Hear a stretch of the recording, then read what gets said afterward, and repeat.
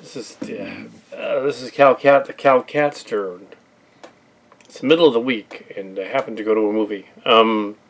Yeah, so I went to the Long Shot. Yeah, Seth Rogen, Charlize Theron movie. Yeah, a comedy movie. It was fine. There were dramatic moments, but it was mainly a comedy. Typical of Seth Rogen movies, they tend to get a little serious in parts where they don't really need to be. They should be happy-go-lucky, or at least something. They're kind of manic. There was one drawback to it. It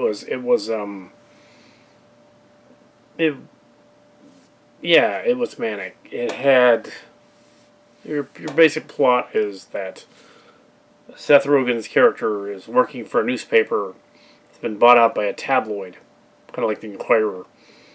Like he got bought out by the Inquirer, basically, and he ends up quitting.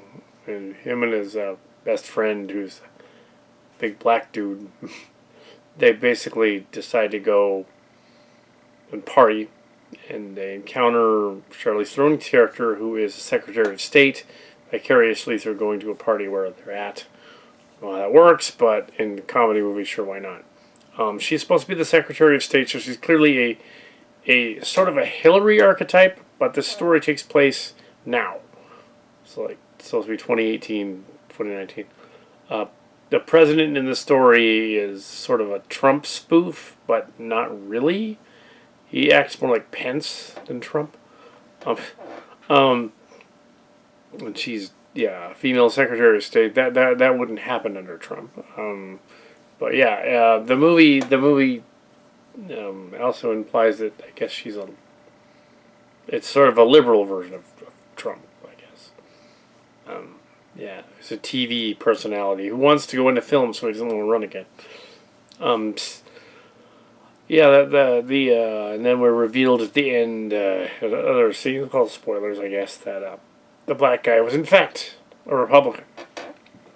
Or no, and it freaks him out. But apparently they had the characters in the story had met 30 years earlier when they were in high school. And she was a babysitter. He was a kid. But he was like 13 or 14. Why she would be babysitting a 14-year-old as a teenager, I don't know. Story goes from there to have them kind of get together. And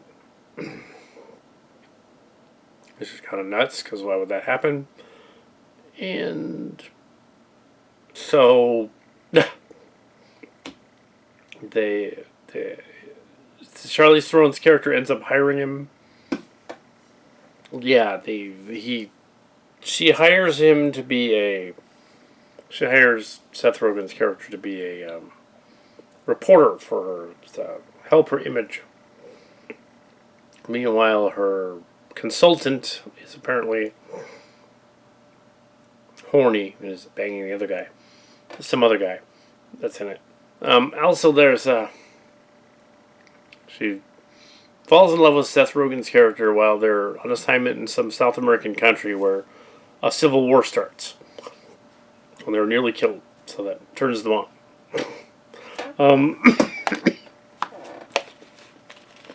Turns them on. Yeah, so they bang. So, yeah. And then there's like a love-hate thing, romantic comedy angle to it that permeates the whole thing. You know, that middle act, boy and girl have a tussle. They are just to break up, you know. But then they get back together. It's spoilers. It's your basic romantic comedy subplot. The hookup scenes are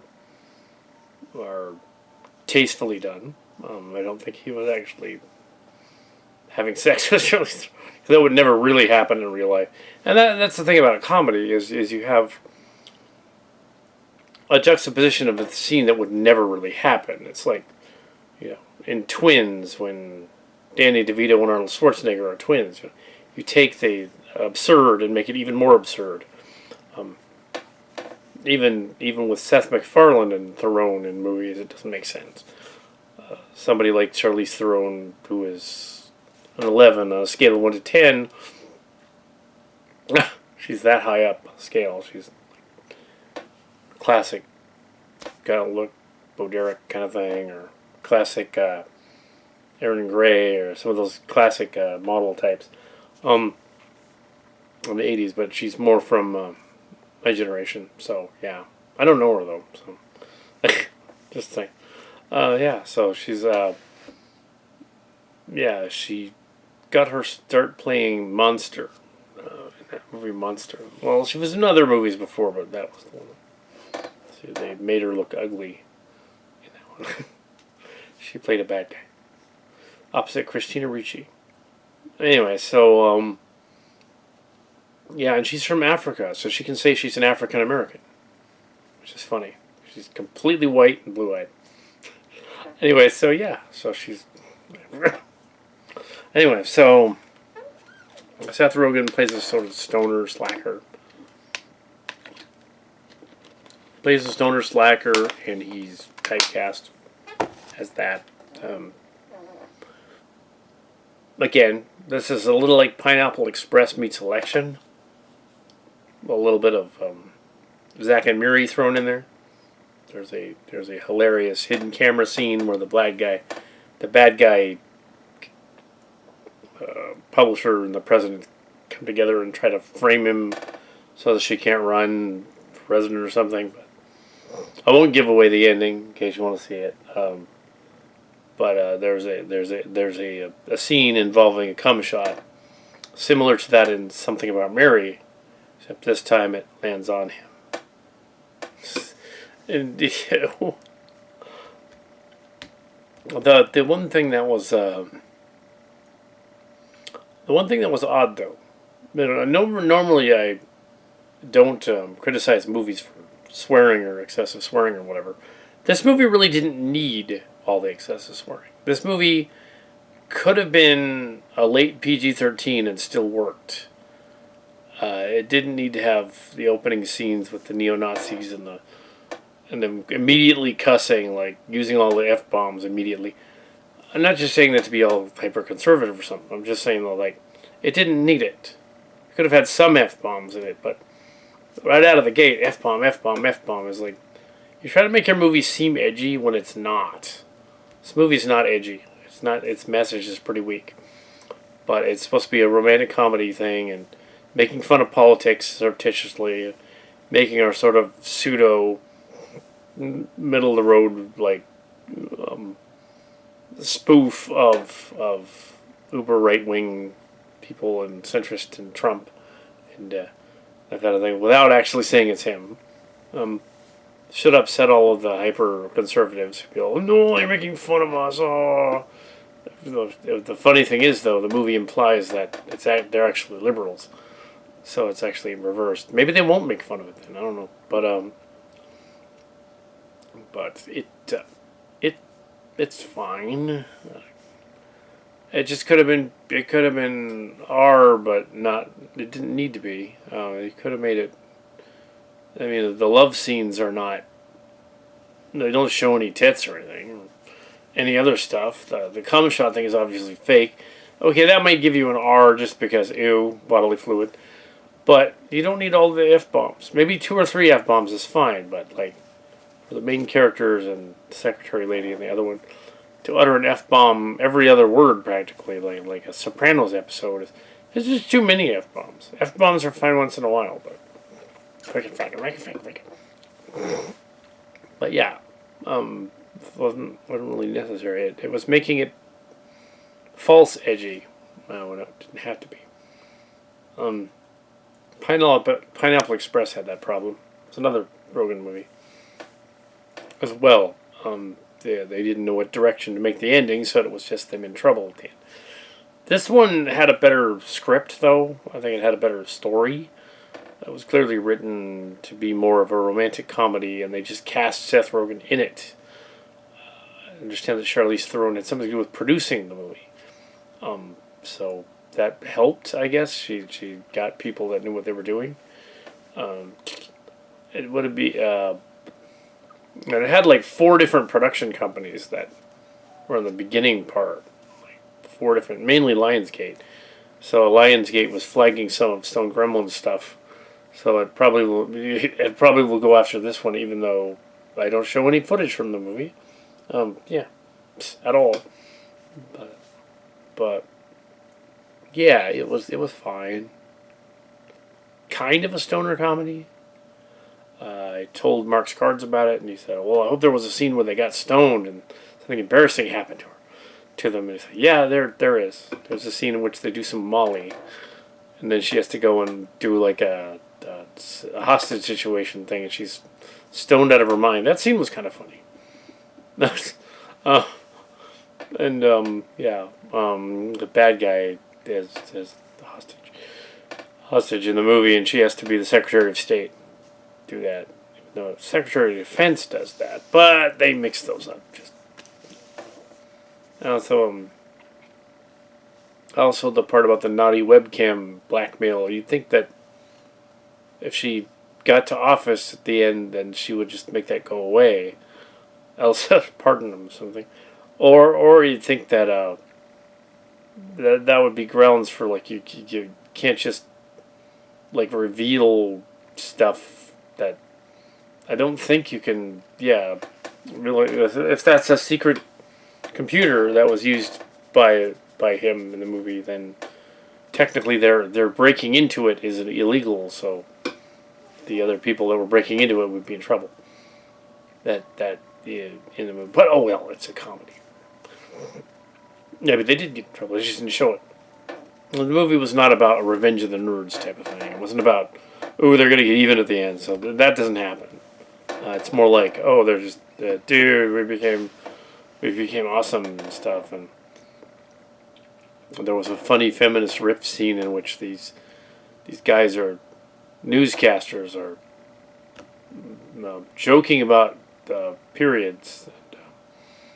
Yeah, and that wasn't funny. But what's funny is what happened to them. There was a guy, the lady, it was a sort of a spoof of The View, or maybe more like the Fox and Friends, more like Fox and Friends.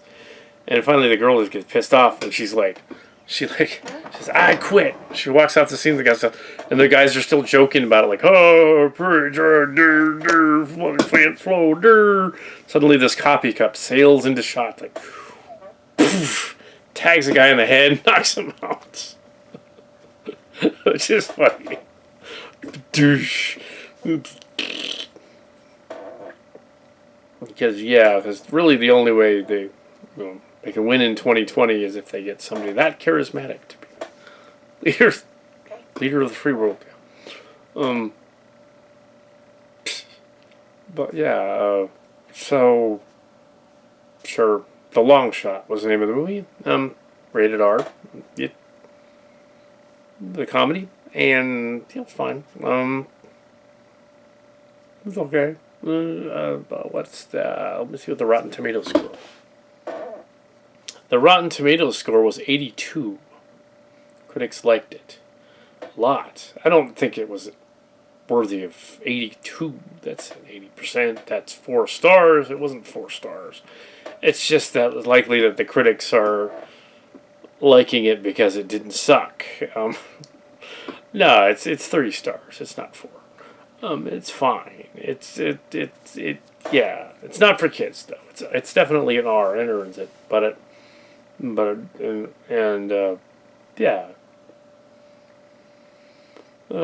Election meets Pineapple Express, pretty much, with a little bit of Zack and Miri.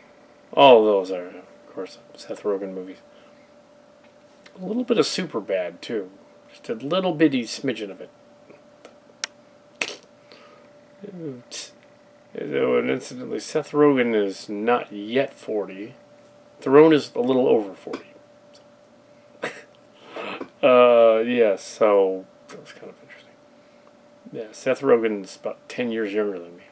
Which makes sense in the movie, kind of, because they were supposed to be like, yeah.